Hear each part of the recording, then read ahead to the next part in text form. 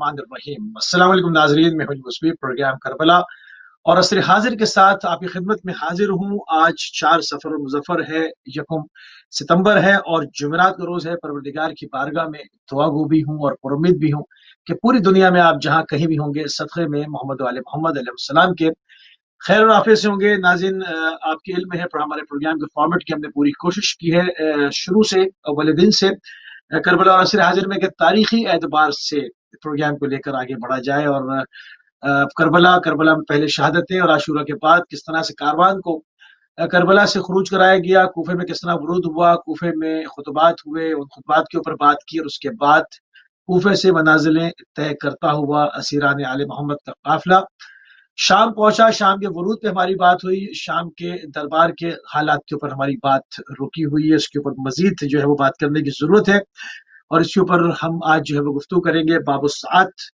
کو ساعت کیوں کہتے ہیں؟ شام کے دربار میں امام سجاد علیہ السلام سے شامی کا مکالمہ تاریخ نے لکھا۔ دربار یزید کے اندر کے مزید حالات کچھ آپ کے سامنے بیان کیے تھے، کچھ مزید اور بیان کریں گے، اور دربار شام میں جناب زینب کبریٰ صلوات اللہ علیہا کا تاریخی جو خطبہ ہے اس کو آپ کے سامنے بیان کیا جائے گا۔ تو ان تمام پوائنٹس کو لے کر ہم آپ کی خدمت میں حاضر ہیں، اور اس کے اوپر بات کرنے کے لیے آپ کے حد العزیز شخصیت، یقیناً آپ کی شخصیت کسی تعارف کی محتاج نہیں ہے، جناب قبلہ علامہ سید کلبی عباس رضوی، رئیس مجلس شیعہ علماء ہند ہمارے ساتھ موجود ہیں۔ قبلہ آپ کی خدمت میں پرسہ بھی پیش کریں گے اور آپ کی خدمت میں سلام بھی عرض کریں گے۔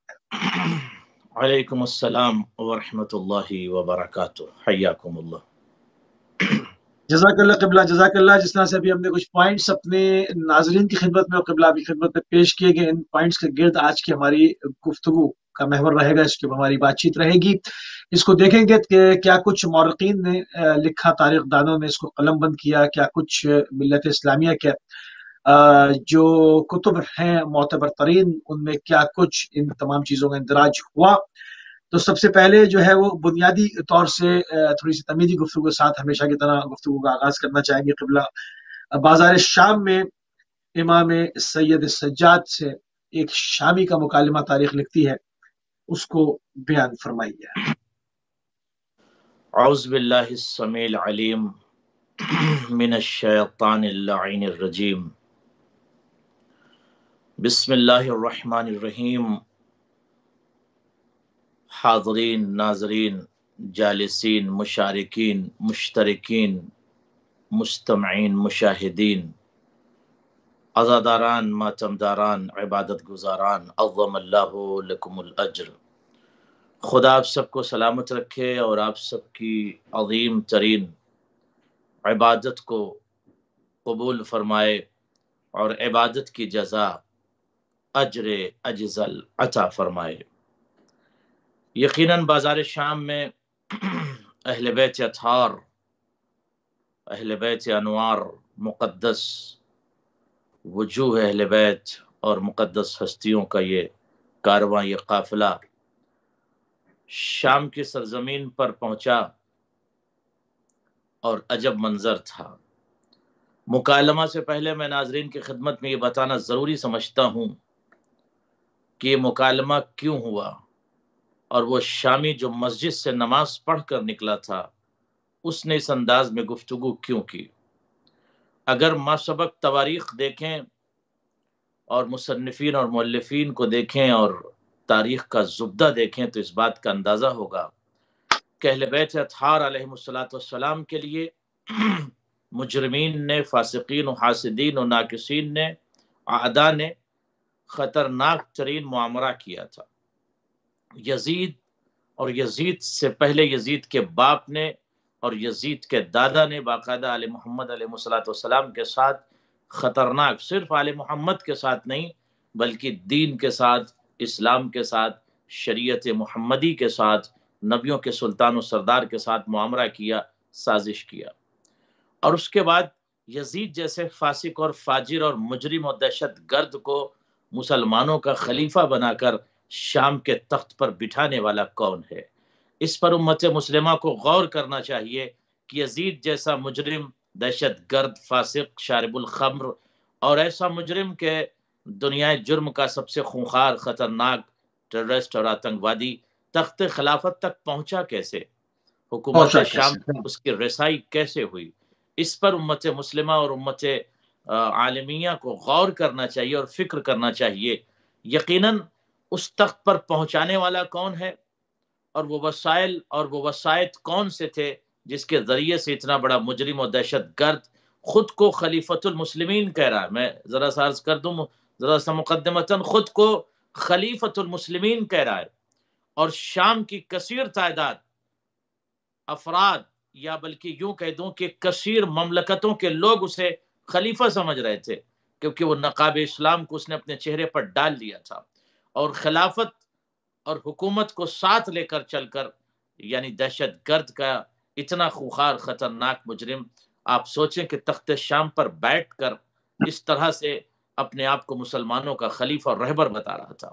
امام حسین علیہ السلام اگر قربانی نہ دیتے تو آج کون سا اسلام ہوتا، آج کون سا دین ہوتا، آج کون سی شریعت ہوتی؟ اتنی بڑی قربانی امام حسین نے دی، اور اس کے بعد اسیروں کا دربار میں جانا مصلحت الہی ہے، اور دربار میں جا کر علی کی بیٹی کے اس کے چہرے سے نقاب اسلام کو نوچ کر پھینک دینا اور یہ بتانا کہ یہ مجرم ہے اور یہ فاسق ہے، یہ ظالم ہے، یہ بہت عظیم کام تھا۔ بازار شام میں جب قافلہ پہنچا، خرج شخص من المسجد، اب آپ دیکھیں بازار میں قافلہ پہنچا، ایک نمازی نماز پڑھ رہا تھا، قرآن کی تلاوت کر رہا تھا، اور یزید کو خلیفہ ظاہر سی بات ہے سمجھ رہا تھا یا سمجھ نہیں رہا تھا، مگر التباس آپ دیکھیں کہ جب وہ شخص نکلا تو اس نے کہا آل محمد کو دیکھا، کارواں کو دیکھا، اسیروں کو دیکھا، امام زین العابدین کے پاس آیا، اور آنے کے بعد امام زین العابدین کے لیے کچھ عجیب سا لفظ یا کلمہ استعمال کیا۔ جب استعمال کیا تو اس وقت امام زین العابدین نے جب دیکھا یہ شخص مسجد سے باہر نکلا ہے، اور مسجد سے نکلنے والا ہمارا استہزاء کر رہا ہے یا ہمارا تعارف نہیں ہے، یہ پہچانتے نہیں ہم کون ہیں، تو اس وقت امام زین العابدین نے اس سے قرآن کی آیت کی تلاوت کی اور یہ کہا کہ حل قرأت القرآن، کیا تم نے قرآن پڑھا ہے؟ مسجد سے نکلے ہو، کیا تم نے قرآن پڑھا ہے؟ اجاب ذلك الرجل وقال نام اننی لقد قرأت کل القرآن، ہاں ہم نے مکمل قرآن کو پڑھا ہے، تلاوت کی ہے۔ فقرأ الامام علیہ الصلاۃ والسلام آیۃ من القرآن وقال قل لا اسألکم علیہ اجرا الا المودۃ فی القربى، یہ آیت وجوب کو جب پڑھا، یہ آیت وجوب ہے، یہ میں ناظرین کی خدمت میں واضح کر دوں، یہ آیت وجوب ہے۔ آیت وجوب کیا ہے؟ یعنی آل محمد علیہ السلام کی محبت کو اس میں واجب قرار دیا، یعنی قل لا اسألکم، ہمیں نہیں چاہیے، ہم سوال نہیں کرتے، الا المودۃ فی القربى، ہاں مگر ایک چیز کا سوال ہے، وہ ہے آل محمد کی مودت، تو یہ آیت وجوب ہے، یعنی آل محمد کی محبت واجب ہے۔ جب امام نے اس آیت کو پڑھا فتعجب ذلك الشامی وقال لما انت تقرأ هذه الآیات، تم اس آیت کو کیوں پڑھ رہے ہو؟ امام نے دوسری آیت پڑھی، بسم اللہ الرحمن الرحیم، امام نے کہا انما یرید اللہ لیذهب عنکم الرجس اہل البیت ویطہرکم تطہیرا۔ جب اس آیت کو موسی صاحب امام نے پڑھا تو اس وقت عجیب سی کیفیت تھی، شامی کہتا ہے کہ یہ آیت تو اہل بیت کی شان میں نازل ہوئی۔ امام نے پھر تیسری آیت پڑھی، اور تیسری آیت جب امام نے پڑھی تو اس کے بعد شامی گھبرا گیا، پھر امام نے چوتھی آیت پڑھی، اس طرح سے آیتیں امام پڑھتے رہے۔ شامی کہتا ہے یہ آیات تو اہل بیت اطہار کی شان میں نازل ہوئی، آپ کیوں بازار میں اس آیت کو پڑھ رہے ہیں؟ امام نے کہا ہم ہی تو اہل بیت رسول ہیں، ہی تو آل محمد ہیں۔ خدا کی قسم یہ جملہ سننا تھا کہ وہ شامی کانپنے لگا اور کہتا ہے کہاں آسمان شرف و طہارت و عزت و انوار، اور کہاں یہ بازار شام، یہ کیسے ممکن ہو گیا؟ آپ قسم کھائیے، ہمیں یقین نہیں ہوتا، ہمیں یقین نہیں ہے کہ آپ اہل بیت اطہار، اور کہاں یہ بازار رذیل، بازار خبیث، بازار انجس، یہاں آپ، اور کہاں آسمان شرف۔ آپ قسم کھائیے اس وقت بہت سخت مرحلہ تھا وقت کے امام کے لیے، سخت منزل تھے امام وقت کے لیے۔ امام نے جب کہا، قسم شرعی امام نے کھایا، خدا کی قسم ناظرین آپ غور کیا کریں، توجہ دیا کریں، اللہ اکبر، امام وقت کو بازار شام میں قسم شرعی کھانا پڑا، اور امام نے کہا واللہ نحن اہل بیت رسول اللہ صلی اللہ علیہ وآلہ وسلم۔ جب امام نے قسم کھایا، شامی گھبرا اللہ گیا، عجیب جملہ کہتا ہے کہ اللہ اکبر، آپ کے بابا کے سر کو کاٹ دیا ظالم نے، آپ کو اس طرح سے اسیر کر کے لایا۔ اب ایک جملہ کہا، یہ خواتین کون ہیں؟ کہا یہ زینب ام کلثوم۔ اللہ اکبر، شامی کہتا ہے کہ اپنے ناقے کو حکم دے دیجئے کہ مجھے قدموں تلے کچل کے مار ڈالے، مجھے مار ڈالے۔ امام نے کہا وہ کیوں؟ کہا اس لیے کہ میری ملاقات جب روز محشر رسول اللہ سے ہوگی تو میں یہ کہہ سکتا ہوں یا رسول اللہ میں نے آپ کی بیٹیوں کا تماشا بازار شام میں آنکھوں سے نہیں دیکھا، میں مرنا چاہتا ہوں۔ اب آپ دیکھیں اس طرح کی کیفیت طاری تھی بازار شام میں، ڈھول، تماشے، نقارے، طبول بج رہے تھے اور شامی رقص کر رہے تھے۔ 5000 افراد تو میں آج روایت دیکھ رہا تھا عزیزم جوانان من، 5000 افراد تو ایسے تھے جو نقارے اور طبول بجا رہے تھے، جو ڈھول بجا رہے تھے، جو تاشے بجا رہے تھے، جو خوشیاں منا رہے تھے، اور راقصات متخصصات کو بلایا گیا تھا، رقص کرنے والی عورتوں کو بلایا گیا تھا جو بازاروں میں رقص کر رہی تھیں اور رقص کر کے جیت کا اعلان اور جشن کر رہی تھی۔ یزید نے اتنا خطرناک اور خونخوار معاملہ کر رکھا تھا کہ اہل شام طبول اور ڈھول اور تاشوں کی آواز میں گم تھے۔ آل محمد کا یہ کارواں باب السعد کے قریب بڑھ رہا تھا، مگر عجیب جملہ ہے امام زین العابدین کا۔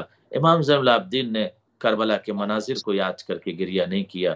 امام زین العابدین نے کبھی بھی شہدائے کربلا کے لاشوں کو یاد کر کے اس انداز میں 40 سال گریہ نہیں کیا۔ گریہ تو بہت کیا مولا نے، مگر یہ جملہ جو کہا الشام الشام الشام، صرف اور صرف شام کے لیے تھا، سخت جملہ تھا امام کا۔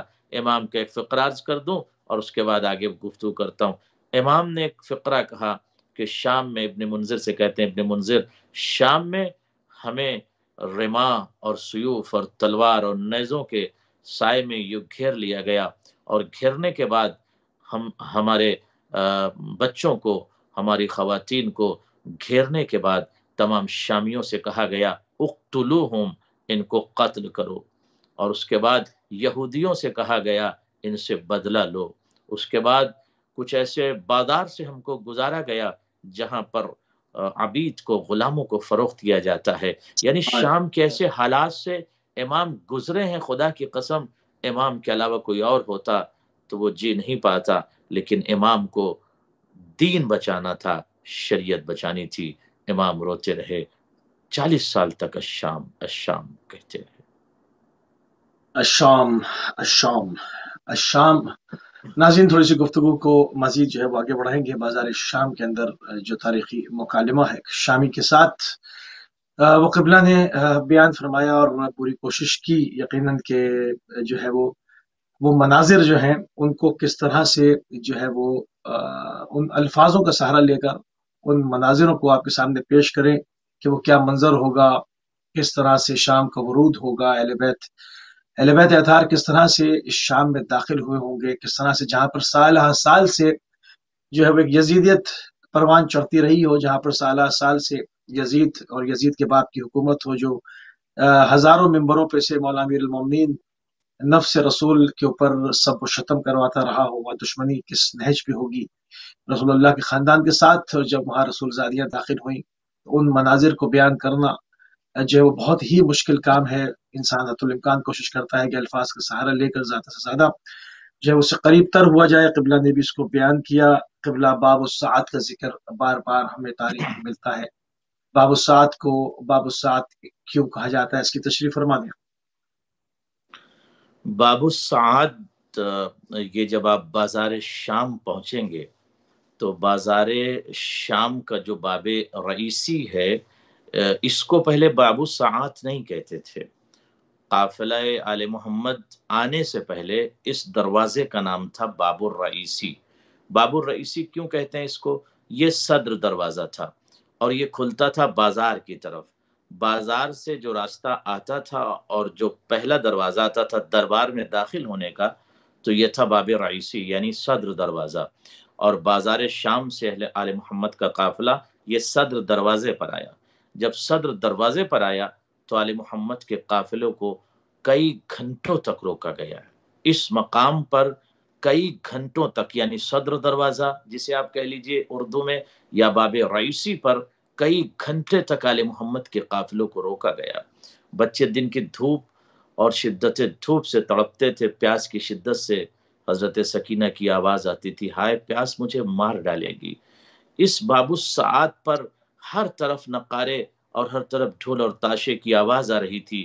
جب یہ سوال کیا گیا کہ یہاں پر آل محمد کے قافلے کو روکا کیوں گیا، آواز آئی کہ بازار شام سے گزرنے کے بعد یہ باب رئیسی پر روکا اس لیے گیا کہ اندر جو یزید کا بڑا سا دربار تھا، اور یہ دربار چونکہ کرسچن کا تھا، دربار سے پہلے یہ معاویہ کے پاس تھا، معاویہ نے کرسچن سے چھین لیا تھا، اور چونکہ آج بھی آپ جائیں تو آپ کو نشانی وہاں پر ملے گی، عیسائیت کی نشانی ملے گی، اور اسے اپنا دربار بنایا، اور دربار بنانے کے بعد خلافت جب یزید کی طرف منتقل کیا تو یزید وقت کا خونخوار خطرناک دہشت گرد خلیفۃ المسلمین ہونے کا دعویٰ کر رہا تھا۔ اب یہاں اندر کا حصہ سجایا جا رہا تھا، مزین ہو رہا تھا، وقت لگ رہا تھا، اور جب بار بار یہ آواز دی گئی کہ چھوٹے چھوٹے بچے یہاں پر ٹھہرے ہوئے ہیں، دربار میں ان کو لے جایا جائے، تو افواج نے، حراس نے یہ کہا چونکہ ابھی بازار مزین نہیں ہوا، اسی وجہ سے کئی گھنٹے تک آل محمد علیہ الصلوۃ والسلام کا قافلہ اس باب رئیسی پر روکا گیا۔ جب روکا گیا اور اس کے بعد پھر آل محمد کا قافلہ دربار میں داخل ہوا، تو چونکہ باب کہتے ہیں عربی میں دروازے کو، ساعہ کہتے ہیں عربی میں گھنٹے کو، ساعات اس کی جمع ہے، پلورل ہے، باب الساعات یعنی وہ دروازہ جہاں پر بہت ساعات کئی گھنٹے آل محمد کو روکا گیا، اس لیے آج تک اس دروازے کا نام، اس جگہ کا نام باب الساعات ہے، یعنی وہ باب رئیسی کا نام باب الساعات پڑ گیا۔ یہ بازار شام جہاں ختم ہو، اور اس کے بعد ایک جگہ ہے باب الساعات جہاں پر بازار ختم ہو، اور ختم ہونے کے بعد سامنے جو باب رئیسی ہے وہ باب ساعات ہے۔ تو یہاں پر آل محمد کا قافلہ کئی گھنٹے تک، آج بھی جب عزادار جاتے ہیں وہاں تو اس منظر کو یاد کرتے ہیں، اور یاد کرنے کے بعد روتے ہیں کہ وہ جگہ ہے جہاں علی کی بیٹیاں کئی گھنٹے تک بیٹھی رہیں، یہ وہ جگہ ہے جہاں پر حسین کی بچی تمانچے کھاتی رہی، اور یہ وہی جگہ ہے جہاں پر حسین کی بچی آلاتش کی صدا بلند کرتی تھی تو ظالم تمانچے مارتا تھا، نیزے مارتا تھا، تازیانے چبوتا تھا، چھوٹے چھوٹے بچوں کو اذیتیں دیا کرتا تھا۔ جناب زینب سلام اللہ علیہ کو بھی اذیتیں اسی باب الساعات پر بہت زیادہ دی گئیں، امام زین العابدین کو اسی باب الساعات پر بہت زحمتیں اور بہت اذیتیں دی گئیں، اور اس کے بعد باب الساعات کے پاس ان کو کئی گھنٹے رکایا گیا۔ اسی وجہ سے آج تک اس دروازے کا نام باب الساعات پڑا، یعنی وہ دروازہ کئی گھنٹوں والا دروازہ، یعنی جہاں پر کئی گھنٹے آل محمد کو روکا گیا، ٹھہرایا گیا، اور اس کے بعد علی کی بیٹی سے جب یہ کہا گیا کہ اب دربار یزید کے اندر جانا ہے، امام زین العابدین سے ایک ظالم نے کہا کہ قافلے کو اندر لے کر جانا ہے، امام زین العابدین نے حضرت زینب سلام اللہ علیہ سے کہا کہ عمتی زینب، سامنے یزید کا دربار ہے، اب یہاں پر ہمیں داخل ہونا ہے۔ علی کی بیٹی رو رہی تھی، دربار میں جانے کے لیے تیار نہیں ہو رہی تھی۔ امام نے کہا کہ پھوپھی اماں دربار میں چلیے، رو کر علی کی بیٹی نے کہا، بیٹا سجاد، جب بابا کا آخری وقت تھا، بابا نے مجھ سے یہ سارے مناظر بیان کیے تھے، اور یہ کہا تھا زینب کربلا میں تمہارے ساتھ یہ ہوگا، کوفے میں تمہارے ساتھ یہ ہوگا، بازار شام سے تمہیں گزرنا ہوگا، ہاتھ تمہارے پسے پشت بندھے ہوں گے، بازاروں میں تم کو یوں چلنا ہے، بازاروں سے تم کو یوں گزرنا ہے۔ بی بی، میرے بابا مجھ سے کلام کر رہے تھے، لیکن جب دربار کی بات آئی بیٹا سجاد تو میں نے بابا سے کہا تھا، بابا شرابی کے دربار میں اکیلے کیسے جاؤں گی؟ اس وقت میرے بابا نے کہا تھا، زینب تم تنہا نہیں، ہم تمہارے ساتھ آئیں گے۔ یہ کہہ کر علی کی بیٹی اٹھی اور امام سجاد سے کہا، بیٹا سجاد میرا بابا آ گیا، یا علی مدد کہہ کے علی کی بیٹی اٹھی اور دربار شام میں داخل ہوئی۔ خدا سلام، خدا کا بہت بہت درود و سلام اہل بیت اطہار پر، ان ہستیوں پر جنہوں نے شہداء کے لاشیں دیکھے، لاش کے ٹکڑوں کو دیکھا، کلیجے کے ٹکڑوں کو دیکھا، رخسار پر تماچوں کے زخم کو دیکھا، جلی ہوئی خیموں کی راکھ پر بیویاں کئی گھنٹے تک بیٹھی رہیں، بے محمل اور بے کجاوا اونٹوں سے جن کو گزارا گیا، بازاروں میں جن کے سروں پر پتھروں کی بارش کی گئی، آگ جن کے اوپر پھینکا گیا، جن کے اوپر احجار کو پھینکا گیا، اور آواز دی جا رہی تھی تماشائیوں تماشا دیکھو۔ سخت منزل تھی، مگر علی کی بیٹی بازار شام، باب الساعات اور اس کے بعد دربار یزید میں دین کی بقا کے لیے داخل ہوئی۔ اچھا قبلہ، وہاں پر جو کہ آپ ایک طویل عرصے تک رہے ہیں اور تمام چیزیں بہت قریب سے جانتے ہیں، تو اس وقت پرانی جو اس وقت کی عمارات تھیں، جو جس وقت اہل بیت علیہ السلام داخل ہوئے تھے، اس وقت سے لے کے ابھی تک کوئی چیز باقی ہے؟ جو باقی ہے وہ کیا چیز باقی ہے جو ایز اٹ از، جسے ہم کہہ سکتے ہیں کہ یہ چیز اس وقت بھی موجود تھی؟ بہت اچھا سوال، جزاکم اللہ، بہت اچھا سوال۔ آج بھی باب الساعات کا وہ دروازہ باقی ہے، وہ جگہ باقی ہے، بازار شام کا وہ سارا کا سارا راستہ باقی ہے۔ کچھ اوپر جو ہے وہ تبدیلی آئی ہے، بازار شام میں جگہ وہی ہے، در و دیوار تقریباً وہی ہیں، مگر اوپر کے حصے میں کچھ تبدیلی آئی ہے، لیکن باب الساعات از اٹ بالکل اسی طرح ہے، کوئی تبدیلی باب الساعات میں نہیں ہے۔ اب وہ جگہ جہاں پر آل محمد کا قافلہ باب الساعات سے پہلے روکا گیا تھا، وہ جگہ بھی بالکل موجود ہے اسی طرح سے، چونکہ وہاں پر پرانی عمارتوں کو تبدیل نہیں کیا جا سکتا، لہٰذا آثار قدیمہ آج بھی باقی ہیں۔ جب لوگ جاتے ہیں تو ان کو وہ ٹوٹے ہوئے عمود بھی نظر آتے ہیں، جس کو باب الساعات سے پہلے دیکھا جا سکتا ہے۔ اور پھر باب الساعات کے بعد اگر آپ دربار یزید کے داخلی حصے میں جائیں تو آج بھی دربار یزید بالکل وہی دربار ہے، در و دیوار ساری چیزیں دربار یزید کی بالکل وہی ہیں، مختصر ہلکی پھلکی اس میں ترمیم ہوتی ہے، اگر کوئی چیز ٹوٹ رہی ہوتی ہے تو اس میں ترمیم ہوتی، مگر یزید کا دربار آج دنیا کو یہ بتا رہا ہے کہ اتنا خونخوار خطرناک بادشاہ جس کا آج یہ دربار سامنے نظر آ رہا ہے، مگر یزید کا کوئی نام لینے والا آج موجود نہیں ہے۔ اگر ذکر ہوتا ہے تو علی کی بیٹی کا تذکرہ ہوتا ہے، ذکر ہوتا ہے تو علی کی شہزادی کا تذکرہ ہوتا ہے۔ آج لاکھوں کی تعداد میں آپ دیکھیں، اربعین میں پھر لوگ شام جا رہے ہیں اور سلام کرتے ہوئے کہ السلام علیک یا جبل الصبر، سلام اس شہزادی پر جو پہاڑ صبر تھی۔ تو یہ سارے مقام بالکل وہی ہیں، اور دربار سے ملا ہوا یزید کا گھر ہے جو کھنڈر ہے۔ جب آپ شام جائیں گے تو یزید کا دربار باب الساعات سے اگر آپ داخل ہوتے ہیں تو باب الساعات سے داخل ہو کر پہلا حصہ جو آئے گا یزید کا بیرونی حصہ آئے گا، رائٹ سائڈ میں یزید کا داخلی حصہ آئے گا جہاں پر 700 کرسی نشین بیٹھے ہوئے تھے، اور چند قدم آگے چلیے تو بائیں سائڈ پر ایک دروازہ اور کھلتا ہے کافی بڑا، سارے دروازے تقریباً ایک سائز کے ہیں، یزید کے دربار کے کئی دروازے ہیں۔ تو وہ جو دروازہ کھلتا ہے لیفٹ سائڈ کی طرف جب باب ساعت سے داخل ہوں گے تو وہ دروازہ یزید کے گھر کی طرف کھلتا ہے، اور یزید کا گھر اسی دروازے سے متصل ہے، آج وہ کھنڈر کی ہے، کھنڈر کی شکل بالکل اختیار کر گیا، اور اسی سے آپ مشی کرتے ہوئے چند قدم فاصلے پر آگے بڑھیں گے تو وہاں پر زندان شام ہے۔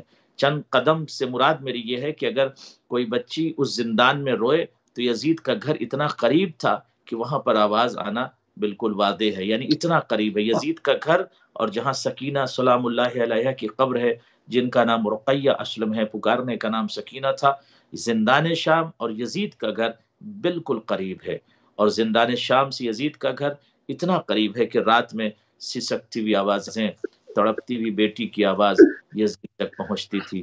سخت منزل تھی آل محمد کے لیے، کس طرح کے بازار میں جانا اور پھر خطبہ دینا، اور خطبہ دے کر یزید جیسے مجرم اور فاسق اور فاجر کے چہرے سے نقاب اسلام کو ہٹا کر صحیح معنوں میں علی کی بیٹی نے دین کو بھی بچایا، اسلام کو بچایا، انٹائر ورلڈ میں ہیومینٹی کو بچائی، امام حسین کے پیغام کو بچایا۔ اچھا، سوق حمیدیہ، اس حوالے سے کیا کہیں گے آپ؟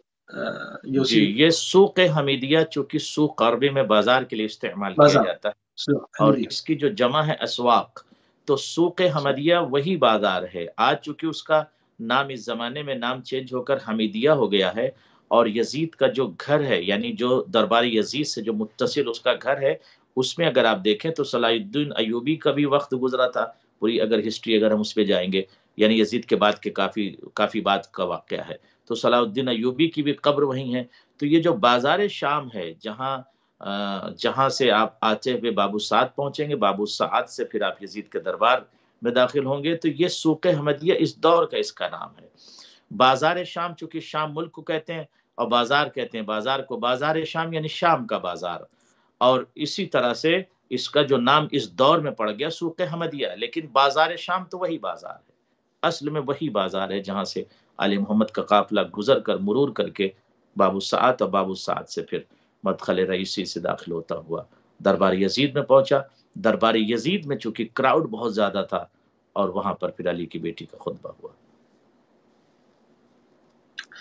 بہت شکر گزار ہے قبلہ، آپ نے بہت ہی تفصیل کے ساتھ ان تمام تاریخی جو جگہیں ہیں، تاریخی جو مقامات ہیں جہاں پر اہل بیت علیہ السلام کو روکا گیا، جہاں پر ظلم و ستم کیے گئے اور جو آج تک اس ظلم کے آثار آج بھی باقی ہیں، ان کا ذکر کیا ہمارے جوانوں کے لیے، تاکہ انشاءاللہ جو ابھی تک نہیں جا سکے ہیں مفتی صاحب وہ ایک جائیں. بات اور اور عرض کرنا ہے بسم کہ اللہ. یزید وہ کون سے اشعار تھے جو یزید شام کے تخت پر بیٹھ کر رؤوس شہداء جو اس کے سامنے تھے، خصوصی طور پر امام حسین کا جو سر تھا، اور سر لے کر امام حسین کا تشت میں سر تھا اور چھڑی سے گستاخی کر رہا تھا، اس وقت جو وہ شعر پڑھ رہا تھا، یہ امت مسلمہ تک اس کے اشعار پہنچانا ضروری ہے. تو انشاءاللہ آپ کی اجازت ہوگی تو میں وہ اشعار بھی آج پیش کروں گا اور اس کے ترجمے کو بھی پیش کروں گا. بالکل صحیح.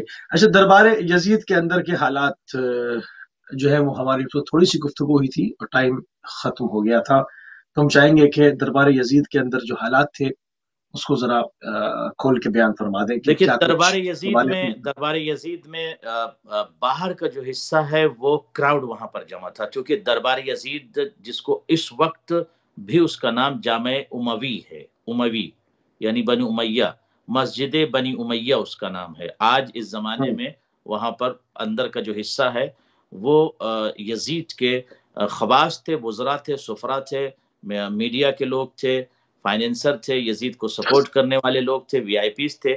700 کرسی نشی اندر بیٹھے ہوئے تھے اور پورا کراؤڈ تھا. یزید کا دربار بہت بڑا دربار ہے، ایک چھوٹا موٹا دربار نہیں ہے، یہ بہت بڑا دربار ہے. کئی ہزار لوگ اس کے اندر آ سکتے ہیں. جو باہری حصہ تھا اس کے اندر کراؤڈ تھا، اتنی زیادہ بھیڑ تھی شام کے دربار کے اندر کہ کوئی آواز ایک دوسرے کی سن نہیں سکتا تھا. اور بھیڑ کے علاوہ بازار شام چونکہ بالکل باب سعاد سے متصل ہے، وہاں پر نقارے، ڈھول، تاشے یہ سب بج رہے تھے.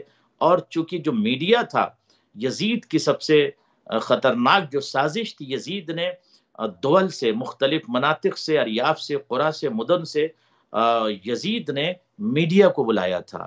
اور میڈیا کو بلانے کے بعد اس نے اپنے ایک حارس کو، ایک فوجی کو، ایک کمانڈر کو سیٹ کیا تھا کہ وہ خود بیان دے گا کربلا کے واقعے کے متعلق اور سارا کا سارا میڈیا وہ لکھے گا. تو فائنینسر یزید کے دربار میں، سفراء یزید کے دربار میں، وزراء یزید کے دربار میں، مختلف ضیوف دول سے یزید کے دربار میں اندر والے حصے میں تھے، اور باہر والے حصے میں مختلف دول کے افراد تھے، کامن لوگ تھے، اور بہت بڑا کراؤڈ تھا. یہ کیفیت تھی. اب ان کے ذہن میں یہ تھا کہ ایک باغی آیا ہے، یعنی جو کیفیت ہے یزید کے دربار میں، یہ نہیں کسی نے اعلان کیا کہ آل محمد کا کارواں ہے، کسی نے یہ نہیں کہا کہ نبیوں کے سلطان و سردار کے بیٹے کو، نواسے کو قتل کیا گیا. تو یہ کوشش یہی تھی یزید کی کہ یہ کربلا کا چیپٹر، یہ شہداء کی شہادت کا چیپٹر ہم اس طرح سے اسے مغلق کر دیں گے، اسے بند کر دیں گے، اسے آف کر دیں گے، اسے اینڈ کر دیں گے کہ جب مختلف دول اور مناطق میں یہ جب جائیں گے افراد، اور یہ میڈیا اور یہ مؤلفین اور کاتبین اور کتاب اور روات اور راوی جائیں گے، تو یہ ایک صرف 2 لفظوں میں کربلا کی شہادت کو بند کر دیں گے کہ جنگل میں، صحرا میں ایک باغی آیا تھا، اسے ہماری فوج نے قتل کر دیا، اور اس کے بعد جو ہے یہ ان کے روس ہیں. اور دوسری اہم بات یہ تھی کہ یزید جو ہے انٹائر ورلڈ میں دہشت قائم کرنا چاہ رہا تھا. یزید تو بدلہ لے ہی رہا تھا اور گستاخی کر رہا تھا روس کے ساتھ، لیکن انٹائر ورلڈ میں اپنے جرم کی بادشاہت کرنا چاہتا تھا. یعنی پوری دنیا میں جرائم اتنا زیادہ اور سخت ترین اتنا بڑا اپنے آپ کو جرم کا بادشاہ ثابت کرنا چاہتا تھا کہ انٹائر ورلڈ میں یزید کے خلاف کوئی آواز نہ اٹھا سکے، یزید کے خلاف کوئی بول نہ سکے۔ اب جب مختلف دول اور مناطق سے لوگ آئیں گے اور اس کیفیت کو دیکھیں گے کہ ایک کارواں ہے جن میں سے چھوٹے بچوں کو بھی نہیں چھوڑا گیا، 18 سال کے بیٹے کو بھی نہیں چھوڑا گیا، اس کے سر کو بھی قطع کر دیا گیا، 6 ماہ کے بچے کے سر کو بھی اس ظالم نے قطع کر دیا تھا، کاٹ دیا تھا۔ تو اب جب دنیا کا میڈیا، دنیا کے لوگ اور داخلی حصے میں پریشر جو بنے گا اہل شام پر، چونکہ کراؤڈ جو شام کا تھا وہ دربار یزید کے پہلے والے حصے میں تھا اور جو مختلف ضیوف تھے وہ اندرونی حصے میں تھے، تو دونوں پر پریشر پڑے گا اور یزید کی حکومت ایک مجرمانہ حکومت، ایک دہشت گردانہ حکومت، ایک دہشت والی حکومت قائم رہے گی۔ یہ اس کی اپنی ایک سازش تھی، اس کی ایک پلاننگ تھی۔ چونکہ اس پلاننگ سے پہلے جو گفتگو ہوئی تھی یزید اور اس کے باپ کی، اور یزید کے باپ کی اور دیگر افراد کی جو گفتگو ہوئی، اس کو بھی تاریخ نے لکھا ہے کہ کس طرح سے آل محمد سے بدلہ لینے کے لیے یہ بنو امیہ نے سازشیں کی تھی، اور یہاں تک یہ جملے استعمال کیے تھے، اور وہی جملہ اشعار میں یزید نے استعمال کیا۔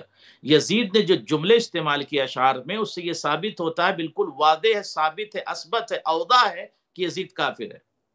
اور علی کی بیٹی نے جو آیت پڑھی ہے وہ آیت سے بھی ثابت ہے کہ علی کی بیٹی کافر سے خطاب کر رہی ہیں۔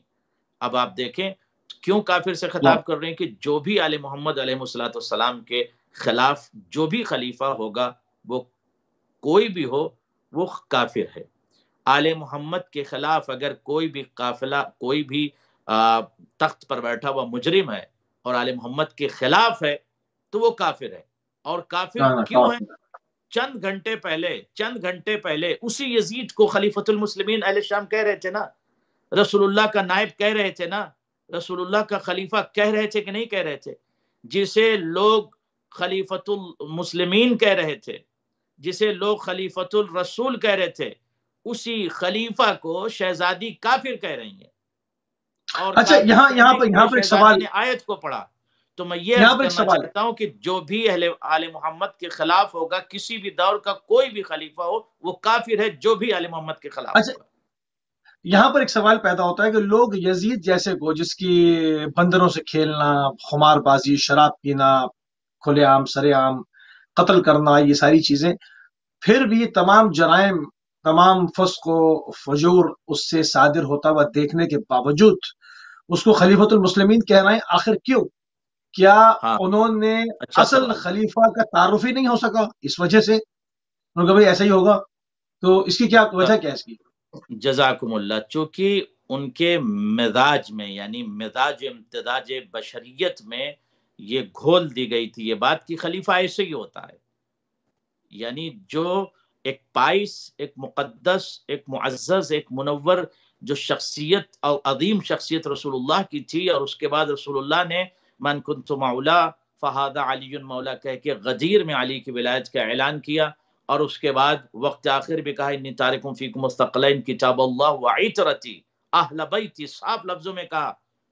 معتبر ہمارے اہل سنت کے بھائیوں کی کتابوں میں یہ حدیث مکتوب ہے، مذکور ہے کہ ہم دو گرا قدر چیزیں، قرآن اور اہل بیت۔ اب چونکہ قرآن اور اہل بیت یہ مین بات ہے، اس پر ہمیں آنا چاہیے۔ اب اس کے بعد چونکہ یزید جیسے مجرم کو خلیفہ کیوں ماننے لگے لوگ، اس پر گفتگو اب ہو رہی ہے۔ اس لیے ماننے لگے کہ ما سبق جتنے بھی افراد گزرے ہیں، آپ غور کریں تو ان کا امتزاج ایک جیسا تھا۔ یزید کا جرم تو ثابت ہو گیا کربلا میں، اس نے امام حسین کو شہید کیا، لیکن ماضی کے جو بھی گزرے ہیں ان کا مزاج امتزاج یزید جیسا تھا، ان کے کام یزید جیسے تھے، جتنے بھی گزرے ہیں یزید جیسے تھے۔ یزید آج دنیا کہہ رہی ہے لعنت کر رہی ہے، کیوں کر رہی ہے؟ کیونکہ امام حسین نے اس کے چہرے سے نقاب کو الٹ دیا۔ لیکن ما سبق جو افراد گزرے ہیں، فرض کیجئے کہ اچانک یزید جیسے مجرم کو شام کے تخت پر بٹھا دیا جاتا خلیفہ کہہ کے، تو پبلک میں ایکسائٹمنٹ ہونا چاہیے نا، پبلک کو اعتراض کرنا چاہیے کہ خلیفہ ایسے تھوڑی ہوتا ہے، خلیفہ ایسا شرابی تھوڑی ہوگا، خلیفہ جو ہے مجرم تھوڑی ہوگا، خلیفہ تو پائس ہونا چاہیے، خلیفہ اتنا مجرم دہشت گرد نہیں ہونا چاہیے۔ مگر لوگوں کے ذہن نے ایسے خلیفہ کو ایکسپٹ کیسے کیا؟ ویری امپورٹنٹ ٹو انڈرسٹینڈ، کیوں ایکسپٹ کیا؟ کیونکہ وہ فضا اس سے پہلے بنائی گئی تھی. غور کیجئے گا، اس سے پہلے ایسی فضا بنائی گئی تھی کہ ما سبق جو گزرے ہیں وہ یزید جیسے ہی تھے. تو اس لیے یزید جب تخت خلافت پر آیا تو ظاہر سی بات ہے کہ ان کو تو قبول کرنا ہی تھا کہ یزید کو بھی ہم قبول کر لیں گے. تو جو بھی افراد گزرے ہیں یزید سے پہلے، وہ ان کا امتزاج اور مزاج یزید جیسا تھا. تو اس کی بنیادی وجہ یہ تھی کہ اہل شام نے اس کو بھی اپنا خلیفہ قبول کر لیا، اور قبول کرنے کے بعد اسے اپنا خلیفہ کہتے تھے، خلیفہ کہتے تھے. اور اس کے علاوہ بھی اگر آپ دیکھیں کہ بالکل واضح اور ثابت ہے کہ یزید کے باپ نے 70 سال تک آل محمد کے خلاف سازشیں کی اور لعنت کیا ہے. کیا بھول گئے امام حسن علیہ السلام کا وہ رسالہ جس میں امام نے یہ گفتگو کی تھی یزید کے باپ سے؟ صلح نامہ میں کیا جملہ لکھا تھا کہ آج کے بعد سے علی علیہ السلام پر سب و شتم تو نہیں کرے گا. غور کیجئے گا، بہت اہم بات کہہ رہا ہوں. آج کے بعد سے علی علیہ السلام پر تو سب و شتم نہیں کرے گا. کس سے امام حسن کہہ رہے ہیں؟ معاویہ سے کہہ رہے ہیں کہ تو سب و شتم نہیں کرے گا. اور اس نے ایکسپٹ کیا. غور کیجئے گا. اچھا، تو اس نے ایکسپٹ کیا تو پھر خال المومنین کیسے؟ پھر کاتب وحی کیسے؟ میں عرض کرنا چاہتا ہوں، ایکسپٹ کیا کہ ہاں آج کے بعد سے ہم علی ابن ابی طالب پر سب و شتم نہیں کریں گے. تو حدیث اب میں ایک پڑھتا ہوں آپ کی، حدیث پیغمبر ہے، حدیث معصومین ہے، حدیث پیغمبر ہے کہ جو علی پر سب و شتم کرے گویا اس نے مجھ پر کیا، اور جس نے مجھ پر کیا وہ کافر ہے. تو جو آدمی خود سے لکھ کے یہ دے رہا ہے کہ میں نہیں کروں گا، اس کا مطلب پہلے کرتا تھا. اب جب پہلے کرتا تھا، حدیث پیغمبر یہ کہ جو بھی علی پر سب و شتم کرے وہ کافر ہے.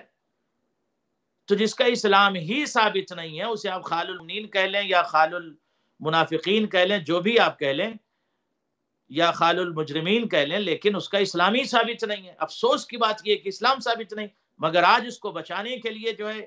اچھا، یہاں پر میں بین القوسین ایک جملہ عرض کر دوں، انٹائر ورلڈ کے لیے اہم بات کہہ رہا ہوں، بہت اہم بات کہہ رہا ہوں. ناظرین، حاضرین، جالسین، مشارکین، بہت اہم بات کہنے جا رہا ہوں. آج اگر ہم کوئی بات کرتے ہیں، ہمارا شخصی کسی سے کوئی مسئلہ نہیں ہے. یزید کے دربار میں جب آپ کبھی تشریف لے جائیں تو یزید کے دربار کا پیچھے کا حصہ، جو بیک سائڈ کا حصہ، بیک سائڈ کا کون سا حصہ؟ جہاں پر امام زین العابدین نے خطبہ دیا تھا، اسی سے ملا ہوا ایک باب ہے، بڑا سا باب، دروازہ، وہ بند رہتا مگر آپ کو پیچھے سے جانا ہوگا. اسی دروازے سے آپ پیچھے بیک سائڈ میں آپ جائیں گے تو وہاں پر معاویہ کی قبر ہے. کون سا معاویہ؟ معاویہ صغیر اس پر لکھا ہوا ہے. اور میں نے خود اپنی آنکھوں سے دیکھا ہے جا کے، ذمہ داری سے یہ بات کہہ رہا ہوں. اس پر لکھا ہوا ہے معاویہ صغیر محب اہل البیت. اور دوسری قبر جو منسوب تھی قبرستان کے اندر معاویہ ابن ابی سفیان سے، اس پر یہ جملہ نہیں لکھا تھا کہ معاویہ کبیر محب اہل البیت، مگر بیٹے یزید کے بیٹے کی قبر پر آج بھی یہ لفظ، یہ فقرہ لکھا ہوا ہے، معاویہ صغیر چھوٹا معاویہ. کون معاویہ صغیر؟ یزید کا بیٹا. کون یزید کا بیٹا؟ جس نے تخت حکومت کو ٹھوکر مار دیا تھا. بنی بنائی انٹائر حکومت، انٹائر ورلڈ کی حکومت، اتنی بڑی سلطنت کو ٹھکرانا، ٹھوکر مار دینا، ایکسپٹ نہ کرنا بہت بڑی بات ہے. چونکہ اس نے یہ سمجھ لیا تھا اور یہ اپنے باپ سے کہا تھا کہ تیرے ہاتھ امام حسین اور شہدائے کربلا کے لہو سے رنگین ہے، ہم اس حکومت کو قبول نہیں کریں گے. تو یزید کے بیٹے نے باپ کی حکومت کو ٹھوکر مار دیا.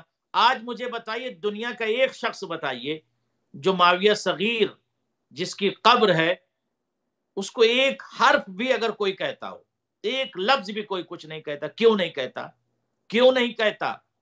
اس لیے نہیں کہتا کہ والے محمد سے اس نے محبت کا اظہار کیا. It was not easy to reject the government. آسان نہیں تھا کہ اتنی بڑی حکومت جو سجی سجائی حکومت جیسے ملی تھی یزید کو، اسی طرح اس کو سجی سجائی حکومت مل رہی تھی، مگر حکومت کو ٹھوکر مار دینا، تخت و تاج و دولت و عسکر و لشکر و فوج و دبدبہ و خزائن کو ٹھوکر مار دینا، صرف حکومت نہیں خزائن تھے، ٹھوکر مار دینا، اور یہ اعلان کرنا کہ میں آل محمد کا چاہنے والا ہوں. تو بیٹے کو تو سمجھ میں آ گیا باپ کا جرم، دادا کا جرم اور پردادا کا جرم.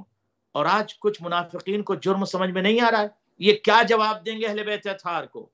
یہ روز محشر کیا جواب دیں گے رسول اللہ کو؟ میں تو سمجھتا ہوں یزید کا بیٹا ان سے اچھا ہے. یزید کا بیٹا بہتر ہے جو سمجھ تو گیا کہ یزید اتنا بڑا مجرم ہے. بالکل ایسے ہی ہے. تو اب اس کا امت بیٹا ہونا مسلمہ تو اس کو کی بیدار اختیار، ہونے کی ضرورت اس ہے. کا شرم کی بات ہے اس کہ کا کل بیٹا کیا منہ دکھائیں گے رسول اللہ کو. اس کا بیٹا تو ہونا تو اس یہاں کے پر اختیار میں تشیع قبلہ نہیں تھا حضرات نا. یا جو اہل بیت کے چاہنے والے ہیں وہ کسی شخص اور شخصیت کے یوں ہی مخالفت یا ان کو کنڈم نہیں کرتے یا مجرم کو مجرم نہیں کہتے. کوئی وجہ، صرف ایک وجہ ہے کہ جو آل محمد کا ہے وہ ہمارا ہے، اور جو آل محمد کا دشمن ہے وہ کوئی بھی ہو وہ لعنتی ہے، کوئی کوئی بھی ہو. ہوئے نہیں بڑی ہو. تاریخ اسلام میں، تاریخ بشریت میں جو بھی آل محمد کا دشمن ہے وہ لعنتی ہے. لعنتی کا کیا مطلب؟ یعنی معذب ہے. لعنتی کا کیا مطلب؟ لعنتی کا ترجمہ کیا ہوتا ہے؟ لعنتی کا ترجمہ یہ ہوتا ہے کہ جس پر رحمت الہی سلب کر لی جائیں گی، یعنی جس پر مغضوب. قرض ہوگا، لعنتیں ہوں گی، اور جو جہنمی ہے. تو کوئی بھی ہو، معیار حب آل محمد ہے. آج بھی کوئی جا کر معاویہ صغیر کی قبر پر کوئی کچھ نہیں کہتا، بلکہ جا کے لوگ اس کی تعریف کرتے ہیں کہ سلام و یزید کے بیٹے تیرے اوپر، تو نے دنیا کو، انٹائر ورلڈ کو ایک پیغام دے دیا کہ اہل بیت کی صحیح محبت کے بات ہے. مقابلے میں یہ حکومت بیکار ہے. لوگ جا کے یزید کے بیٹے کو سلام کرتے ہیں.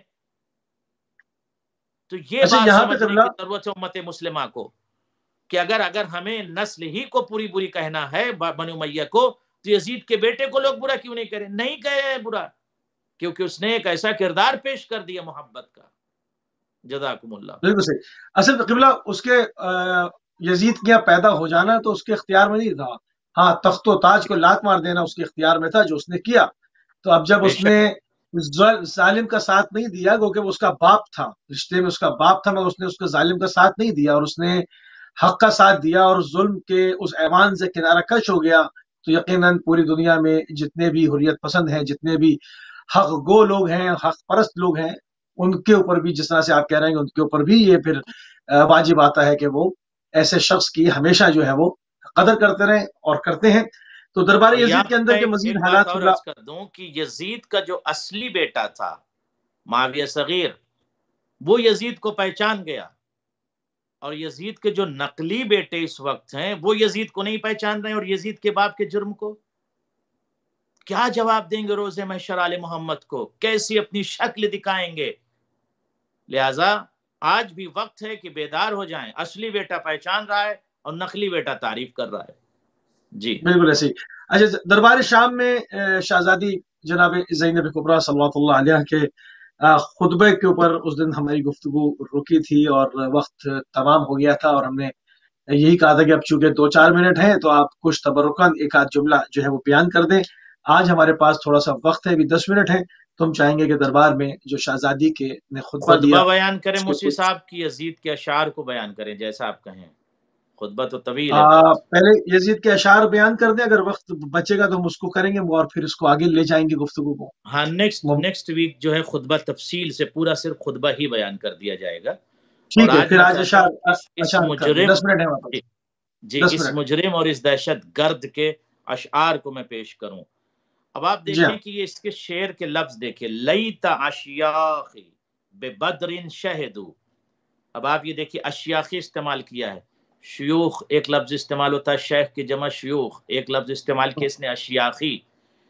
لیت اشیاخی ببدر شہدو، اگر ہمارے بزرگ ہوتے، ہمارے بڑے ہوتے بدر والے. اب آپ دیکھیں کہ اس کا مطلب یہ ہے کہ یہ ابھی بھی مجرم ہے، یہ بدر کا کافر ہے، اور اپنے بدر کے کافرین اور مجرمین کو یاد کر رہا ہے. کون سے کافرین؟ جو رسول اللہ کے خلاف آئے تھے، جو دین کے خلاف آئے تھے، جو اسلام کے خلاف آئے تھے، ان کو یاد کر رہا ہے. جز الخزجی من وقع الاصلی لا حل واستحل فرحا ثم قالوا یا یزید لا تشل.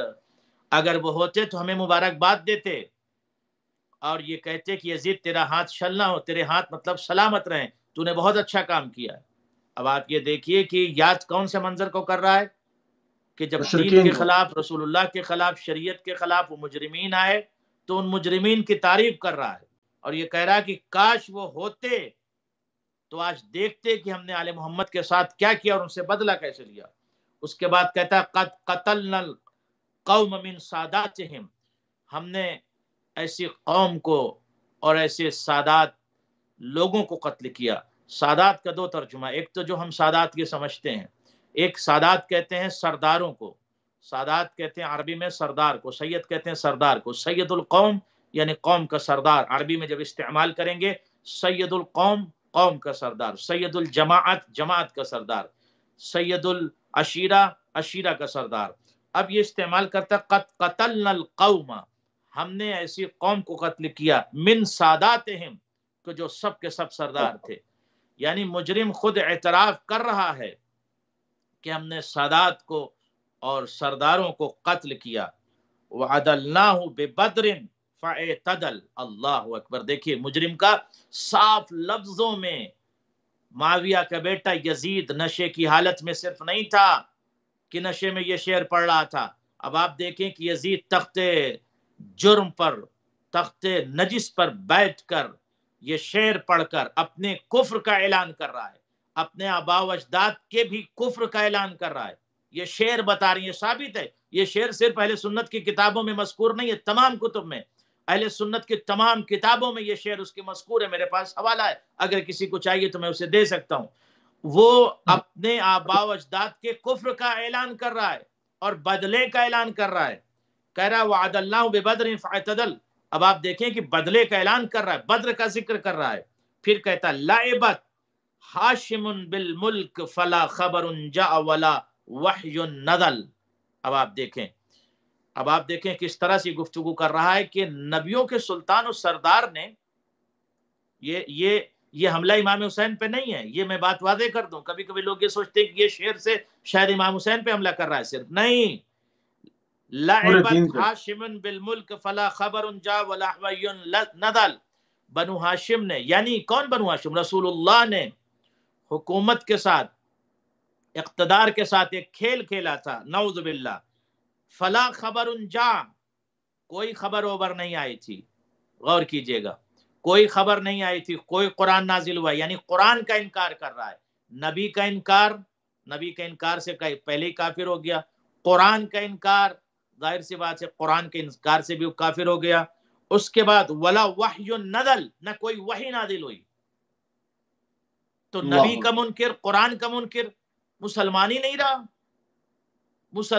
نہیں رہا، کافر ہے یہ، اور کافر یہ مجرم۔ ہاں یہ ایک الگ بات تھی کہ اسلام کا لبادہ پہن کر کفر کا پرچار، دہشت گردی کا پرچار تخت شام سے کر، اس کے بعد کہتا ہے لست من خندفہ ان لم انتقم من بنی احمد ما کان فعل۔ اللہ اکبر، اللہ اکبر۔ میں عتبہ میں سے نہیں ہوں گا کہ اگر میں احمد کی اولاد سے انتقام نہ لوں۔ اب آپ دیکھیں کہ لست من خندف ان لم انتقم من بنی احمد ما کان فعل۔ اللہ اکبر، کہتا ہے کہ میں عتبہ میں سے نہیں ہوں کہ آل محمد سے میں بدلہ نہ لوں، میں نے بدلہ لیا ہے اور ان کے رؤوس کو، ان کے سروں کو کاٹ کر اپنے دربار میں، بازاروں میں لے کر آیا ہوں۔ اب آپ کو میں یہاں پر ایک جملہ ناظرین کہہ دوں، امت مسلمہ کو بیدار ہونے کی ضرورت ہے، امت مسلمہ کو جاگنے کی ضرورت ہے۔ امت مسلمہ اگر اب تک نہیں جاگی ہے تو جاگ جائے، اور جاگ کر یزید کے ہسٹری کو پڑھے، اور یزید سے پہلے جتنے بھی حکمران گزرے ہیں ان کے ہسٹری کو، خلفاء کی ہسٹری کو پڑھے، اور پڑھنے کے بعد فیصلہ کرے کہ یزید کا کفر ثابت ہے، یزید کے باپ کا کفر ثابت ہے۔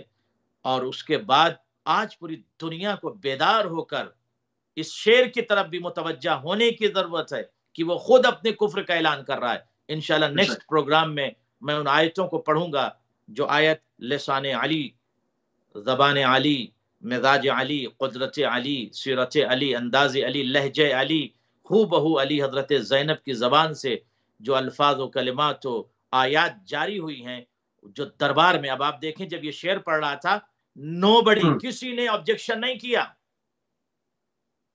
تو ماحول ایسا اس نے بنایا تھا نا، فضا ایسی بنا دی تھی نا، وحی کا انکار کرو کوئی نہیں بولے گا، نبی کا انکار کرو کوئی نہیں بولے گا، بدر کا تذکرہ، ان کافرین کا تذکرہ کرو اور بدلے کی بات کرو، جو بدلے کی بھاونا اس کا تذکرہ کرو، کوئی نہیں بولے گا، فضا ایسی بنا دی تھی۔ آج کیا ہے فضا؟ آج کیا ہے فضا؟ یزید کی باپ کی تعریف کرنے لگے ہیں لوگ۔ جی جی، مقدسات مقدسات آپ تعریف کرنے لگے، مقدسات میں شامل ہو گیا، FIR کاٹ دیتے ہیں اگر خال المومنین کو کوئی کچھ کہے. دیکھیے ہم کسی کو کچھ کہہ نہیں رہے ہیں، ہم صرف ہاں یہ بتا رہے ہیں کہ نہیں، بیدار ہو جائے جرائم تو امت بیان ہوں گے نا مسلمہ. بھائی، ظاہر سی جرائم بات ہے جرائم تو امت بیان ہوں گے نا. مسلمہ بیدار ہو جائے. کل رسول اللہ کو کیا منہ دکھائیں گے؟ کس کے ساتھ اب مشہور یہی ہونا چاہتے دکھائیں ہیں؟ گے یزید جو اور ہے یزید کے باپ کے اب ساتھ؟ کس ہاں کے ساتھ محشر میں جانا چاہتے ہیں؟ یزید کے باپ کے ساتھ جائیے. یزید کا باپ آپ کو مبارک ہو. مجھ سے شام میں ایک شخص نے کہا، جب میں وہاں while I was studying and teaching there، جب میں وہاں پڑھتا اور پڑھاتا تھا، تو وہاں پر ایک شخص نے مجھ سے اسی طرح سے لفظ استعمال کیا، تعریفی لفظ. تو میں نے اس سے جب ایک جملہ کہا کہ بھیا اہل سنت سے ان کا تعلق تھا، عربی تھے، میں نے ان سے کہا میں کچھ کمنٹس نہیں کر رہا ہوں، مگر میں آپ کے لیے دعا ایک کرتا ہوں. کہنے لگے کیا؟ میں نے کہا پروردگار آپ کو یزید کے باپ کے ساتھ محشور کرے اور ہم کو بالکل ایسے ہی. آل محمد کے ساتھ محشور کرے. خدا کی ہوں، قسم وہ کانپنے لگا، نہیں نہیں نہیں، یہ نہ کہیے، یہ نہ کہیے. ہم نے کیوں نہ کہیے؟ آپ جب اسے اچھا سمجھ رہے ہیں تو اس کے ساتھ جائیے. ہاں جو تو اس کا حال وہ یہاں آپ کا حال ہے. ہاں پر ظاہر سی بات ہے وہ جہاں جائیں ان کے ساتھ آپ بھی جائیے. بالکل، بہرحال ساتھ تو ساتھ رہیں. مومنین خدا آپ سب کو سلامت رکھے اور آپ سب کی عبادات کو دو قبول منٹ دو فرمائے. منٹ ہے ابھی، 2 منٹ ہمارے پاس ہیں. ایک میسج دیتے جائیں جوانوں کو. جب ہم اتحاد بین المسلمین کے دائی ہیں، ہم چونکہ اصل جو منبع ہے، جو غدیر اسلام ہے، وہ ہمارے پاس ہے الحمدللہ.